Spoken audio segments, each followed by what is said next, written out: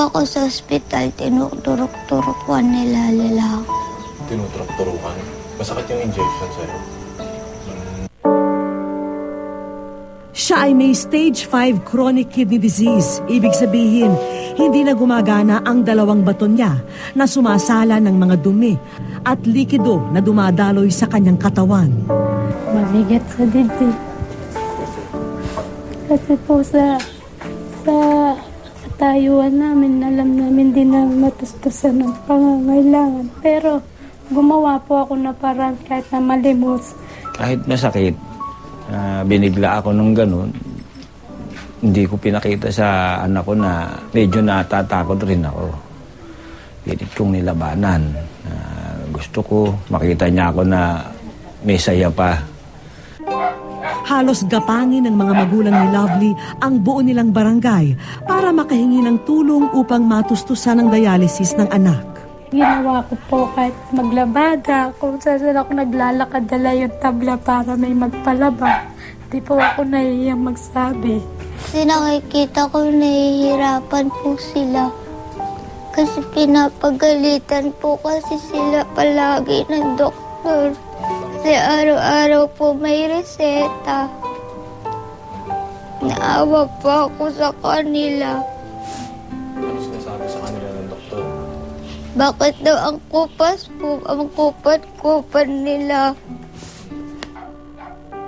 Dumaan man sa ilang sesyon ng dialysis si Lovely, pero hanggang dito lamang ang kayang tustusan ng kanyang mga magulang.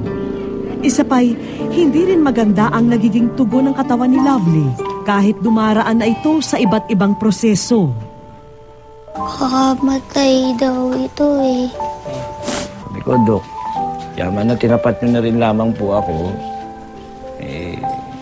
Kung ano po ba yung dapat kong gagawin, binigyan nyo ako ng 2 question. Dito sa paganito, lalaban ako habang siya nasa ospital, kinakailangan may pantustos.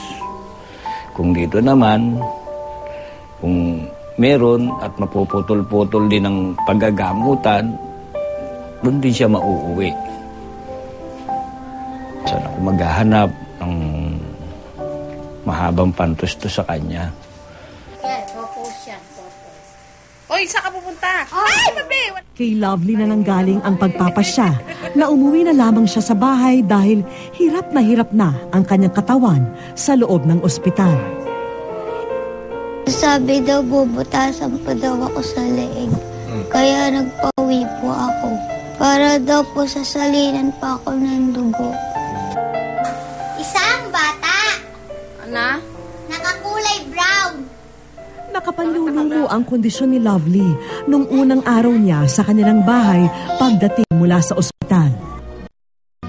Pero ang pinakamabigat para sa kanyang mga magulang ay ang makita kung paano tila namamaalam na sa kanila si Lovely. Nararamdaman ko, para akong mapipikit. Tulog ka na, pahinga lang, pagod ka lang. Iligtasan ka na ng tatay. Babantayan ka ni tatay. Mawawala na ako sa inyo. Okay. Bye-bye.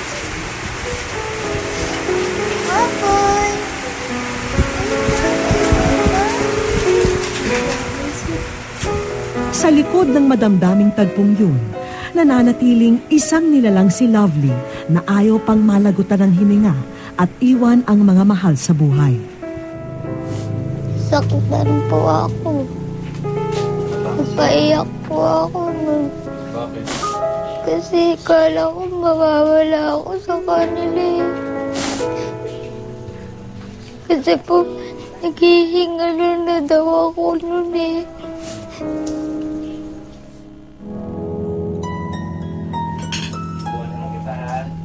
Simula ng kaganapang yun, itinuturing ng isang himala ng buong mag-anak ang bawat umaga na kapiling pa nila si Lovely.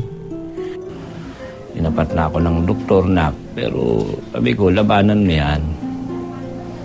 Huwag kang susuko.